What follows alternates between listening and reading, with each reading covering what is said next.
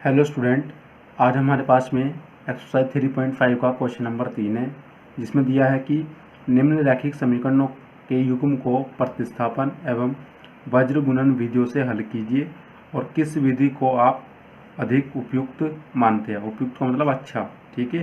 कि आप दोनों मेथड लगाए, आपको कौन सा मेथड अच्छा लगता है आप उसको कहेंगे कि ये मेरे लिए ये वाला मेथड या ये विधि अच्छी है, ठीक है, या फिर उसको बोलते आसान है। तो हम देखने वाले सबसे पहले प्रतिस्थापन, जिसको हम बोलते हैं मेथड ऑफ सब्स्टिट्यूशन, ठीक है। दूसरा मेथड है इसके अंदर वज्र गुणन विधि, इसको हम बोलते हैं क्रॉस मल्टीप्लिकेशन मेथड। तो सबसे पहले हम प्रतिस्थापन विधि के बारे में डिस्कस करेंगे। इस इक्वेशन को हम प्रतिस्थापन विधि से कैसे हल करते हैं या सॉल्व करते हैं। सबसे पहले हम क्या करेंगे, जो हमारे पास में प्रतिस्थापन दिया है तो मैं इसमें प्रतिस्थापन विधि लगाता हूँ। तो मैं लिख देता हूँ पहले प्रतिस्थापन विधि से हल करने पर, ठीक है। मैंने इसमें पहला मेथड लगाया प्रतिस्थापन, ठीक है। प्रतिस्थापन में क्या होता था, हम एक वैल्यू को उठाकर दूसरी तरफ ले जाते थे और वहाँ पर एक वैल्यू के साथ में अगर कोई कोफिशिएंट है तो उसको डिवाइड में ले जाते थे, ठीक है। तो हम यहाँ पर यही करने वाले हैं कि मान लो हमारे पास में दो इक्वेशन दी हुई है, ये वाली जो क्वेश्चन में है 8x प्लस का 5y इक्वल टू 9। दूसरा इक्वेशन मेरे पास 3x प्लस का 2y इक्वल टू 4, ठीक है। मैं इक्वेशन इसको फर्स्ट ले लेता हूँ, इससे इक्वेशन 2 ले लेता हूँ, ठीक है। मैं इक्वेशन 1 से y की वैल्यू निकालता हूँ या फिर x की वैल्यू निकालूंगा और देन उसको इक्वेशन 2 में पुट कर दूंगा। तो पहले मैं इक्वेशन 1 लेता हूँ, वहाँ से x या y की वैल्यू निकालता हूँ, ठीक है। तो मैं यहाँ से जो वैल्यू निकालने वाला हूँ y की निकाल लेता हूँ, ठीक है। तो वैल्यू कैसे निकलेगी, जो आपकी जो इक्वेशन है, इक्वेशन से आप निकालोगे।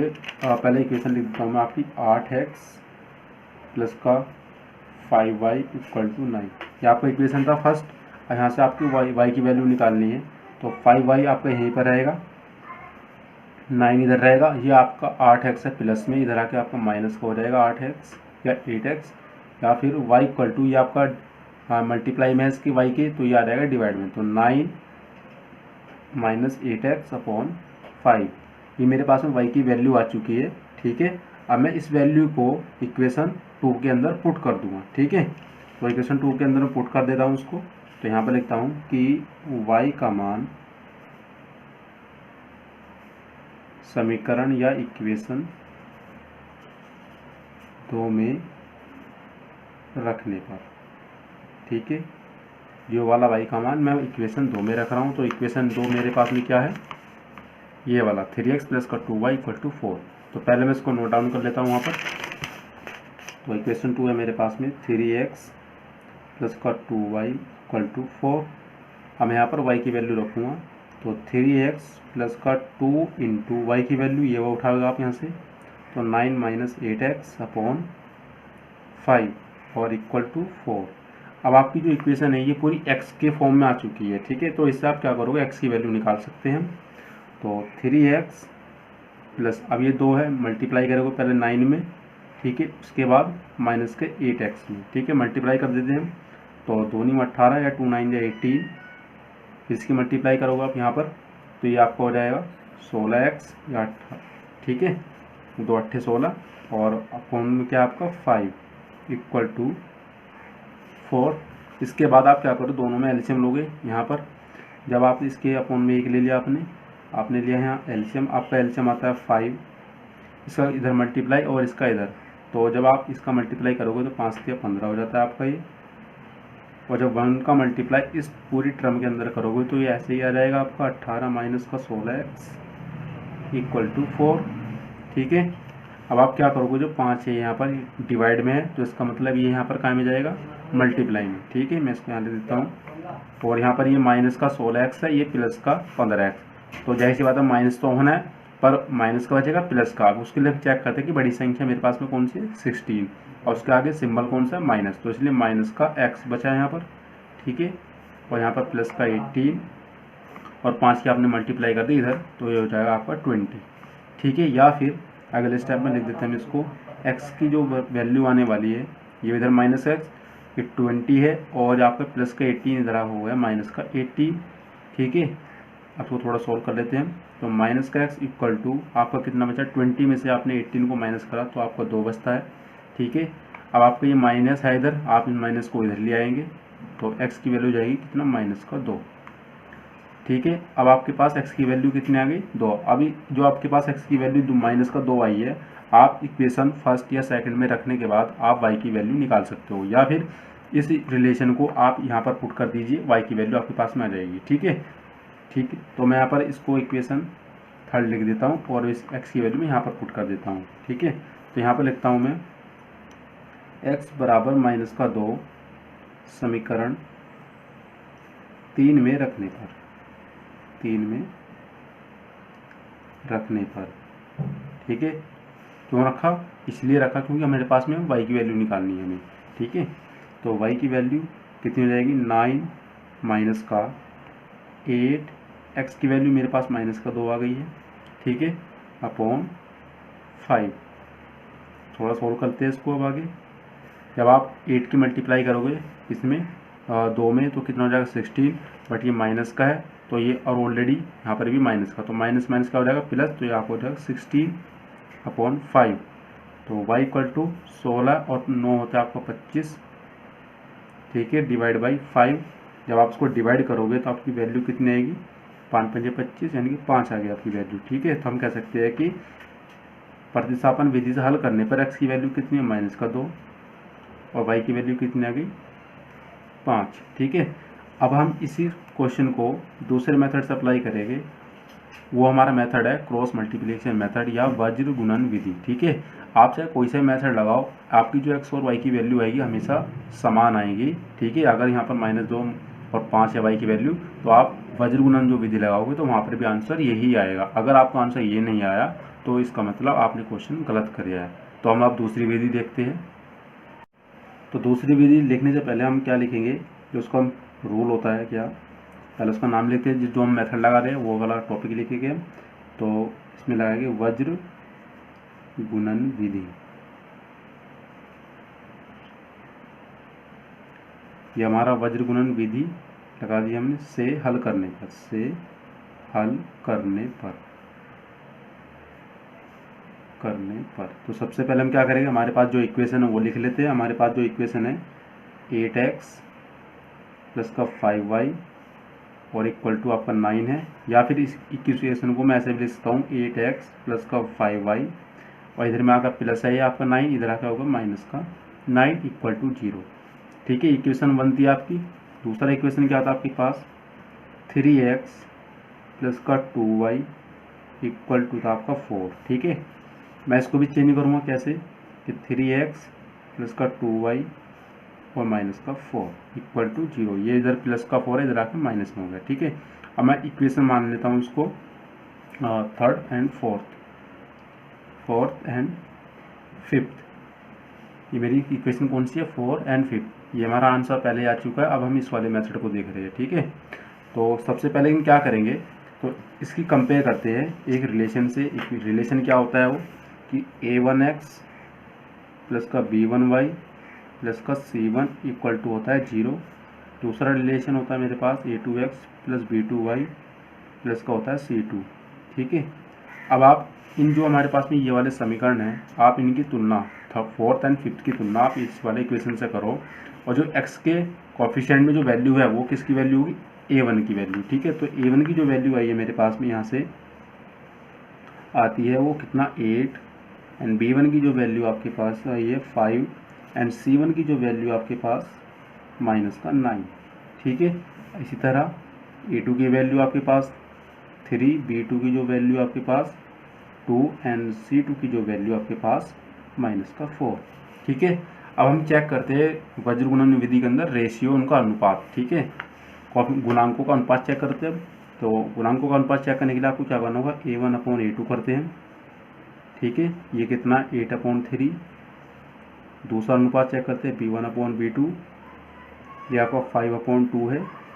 इसी तरह c1/c2 चेक करते हैं, ये कितना माइनस का 9/-4। अब आप इस कंडीशन में क्या देख रहे हो कि आपकी जो तीनों रेशियो आए हैं वे असमान है या फिर अनइक्वल है। ठीक है, यानी कि कोई भी एक दूसरे के बराबर नहीं है।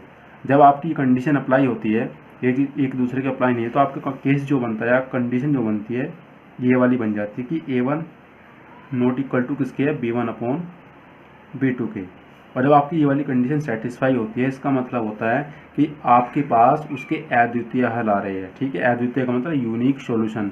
और जब भी आपका ये वाला मेथड है या फिर ये कंडीशन बनती है, तब आप इसके अंदर व्यंजक गुणन विधि अप्लाई करते हैं। ठीक है, तो हम लगाते हैं मेथड अपना, इसीलिए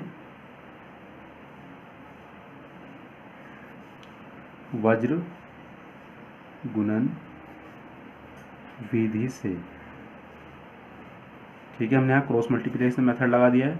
ठीक है, तो लिख देते हैं हम पहले क्या, x y 1। ठीक है, अब इनके नीचे कुछ रिलेशन आता है, और रिलेशन क्या होगा, पहले यहाँ पे B C A B लिख लीजिए, उसके बाद में फिर दोबारा B C A B, उसके बाद पहली लाइन वालों को 1 कर दीजिए आप, उसके बाद 2 कर दीजिए सभी को। अब आप x के लिए वैल्यू फाइंड आउट कर रहे हो, तो x की जो वैल्यू फाइंड आउट करते हो, पहले आप B1 इंटू करते हो C2 और बीच में माइनस, फिर करते हो B2 इंटू C1। इसी तरह y के लिए, और इसीलिए इसका, और ऐसे ही इसका। ठीक है, यहाँ बीच में इक्वल लगा दीजिए आप, तो y अपॉन जो वैल्यू आएगी हम चेक करेंगे। इसी तरह 1 के लिए। ठीक है, तो आप B1 की वैल्यू कर रहे हो C2 में, तो B1 इंटू C2 माइनस बीच में आएगा, फिर B2 C1। इसी तरह C1 A2 यहाँ पर मल्टीप्लाई करें, बीच में माइनस C2 A1। इसी तरह यहाँ पर कि A1 और सॉरी B2 बीच में माइनस, और A2 इंटू B1। ठीक है, हमारे पास में ये रिलेशन बन चुका है। अब आप क्या करोगे, जो हमारे पास में A1 B1 C1, या यहाँ से आप दे सकते हो A2 B2 और C2 की जो वैल्यू हम यहाँ पर इनके अंदर पुट कर देंगे। ठीक है, तो लगाते हैं वैल्यू इसके अंदर। तो जो B1 की आपके पास है वैल्यू 5 है, मल्टीप्लाई हो रहा C2 से, C2 की वैल्यू आपके पास माइनस का 4, माइनस का B2 की जो वैल्यू आपके पास है 2, मल्टीप्लाई हो रहा C1 की वैल्यू जो है आपकी माइनस का 9। ठीक है, और y के लिए लिखते हैं C1 आपका माइनस का 9, मल्टीप्लाई हो रहा है A2 की वैल्यू 3, माइनस C2 की वैल्यू आपकी माइनस का 4, मल्टीप्लाई हो रहा है A1 से, तो A1 की जो वैल्यू आपके पास 8 इक्वल टू 1 अपॉन A1 की वैल्यू आपके पास 8, B2 की वैल्यू आपके पास 2, माइनस A2 3, एंड B1 की जो वैल्यू आपके पास 5। अब हम इसको सॉल्व कर लेते हैं और चेक करते हैं कि हमारे पास x और y की वैल्यू क्या आने वाली है। तो आप इसको मल्टीप्लाई करोगे, एक माइनस का एक प्लस का, तो माइनस में आएगा पर मल्टीप्लाई हो जाएगा, तो 5 चौक होता है 20। ठीक है, ये दोनों माइनस के जब मल्टीप्लाई करोगे तो आपका प्लस का 18 हो जाता है, कि 9 दूनी 18 या 2 में 18। ठीक है, इसी तरह y के लिए जब आप मल्टीप्लाई करोगे 3 में होता है 27, और एक माइनस का एक प्लस का, तो इसलिए माइनस रहेगा ये। यहाँ पर दोनों क्या है, माइनस माइनस प्लस हो जाएगा, और आप इसको मल्टीप्लाई करें 4 8 32 या 8 चौक 32, तो आप कितना हो गया 32। ठीक है, इसी तरह 1 अपॉन 8 दूनी होता है 16, माइनस 3 पंजे 15। ठीक है, अब इसको सोल्व कर लेते हैं कि x अपॉन ये माइनस का 2, ये प्लस का 18, तो आपको माइनस का 2 बचता है वैल्यू। इसी तरह y की जो वैल्यू आएगी पास 32 में से माइनस का 27 करना है आपको, तो आपके पास जो वैल्यू बचेगी 5 आएगी। ठीक है, इसी तरह से आप 1 अपॉन, जब आप 16 में से 15 को माइनस करोगे तो 1 बचता है। अब आप क्या करोगे, इसको फर्स्ट लीजिए, इसको सेकंड और इसको थर्ड। ठीक है, आपने लिख दिया। अब आप क्या लिखोगे कि फर्स्ट व थर्ड को लेने पर। ठीक है, जब आपने फर्स्ट और थर्ड लिया तो x अपॉन माइनस का 2 है, और थर्ड क्या है वो आपका 1 अपॉन 1। आप इनका मल्टीप्लाई करोगे, इसका इधर इसका इधर, x की 1 में मल्टीप्लाई करी तो x, और आपने 2 की मल्टीप्लाई करी तो माइनस का 2, यानी कि x की वैल्यू हमारे पास में कितनी आएगी, माइनस का 2, और यहाँ पर भी इस वाले मेथड के अंदर कितनी आई थी, माइनस का 2। ठीक है, अब हम चेक करते हैं y के लिए। अब क्या करेंगे हम, सेकंड व थर्ड को लेने पर, तो थर्ड में सेकंड क्या है मेरे पास में, y अपॉन 5 इक्वल टू कितने हो जाएगा, थर्ड के 1 अपॉन 1, मल्टीप्लाई करोगे आप इसका, तो 1 की मल्टीप्लाई y में तो y हो जाता है आपका, और 5 की मल्टीप्लाई करिए आपने 1 में, तो इस मीन 5। तो यहाँ पर भी मेरी क्या वैल्यू 5 है y की, और यहाँ पर भी कितनी थी 5। तो इट मीन्स हमने जो मेथड जो दोनों सोल्व किए वो हमारे दोनों सही है आंसर, ठीक है। तो आप अब इसके अंदर एक क्वेश्चन और पूछा गया था कि कौन सी विधि आपके लिए अधिक उपयोगी है या उपयुक्त है या फिर आसान है। तो देखो मेरे हिसाब से दोनों मेथड ईजी है, आपको जो अच्छा लगता है या इजी लगता है अपने अकॉर्डिंग आप उसको चॉइस कर सकते हो आप, ठीक है, अपने अकॉर्डिंग ही। और अगर आपको ये वीडियो पसंद आता है तो हमारे चैनल को सब्सक्राइब करना, स्पार्क अकेडमी मेरठ को, इस वीडियो को शेयर करो अपने फ्रेंड के साथ में, और वीडियो को लाइक ज़रूर करना। Thank you student.